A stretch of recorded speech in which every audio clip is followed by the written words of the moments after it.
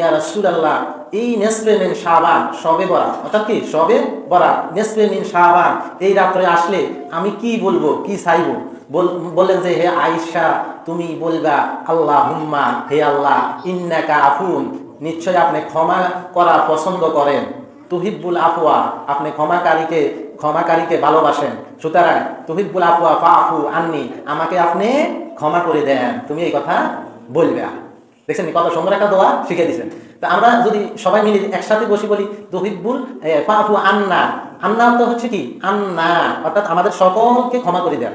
আর যদি বলেন আন্নি, তাহলে আমাকে ক্ষমা করে দেন।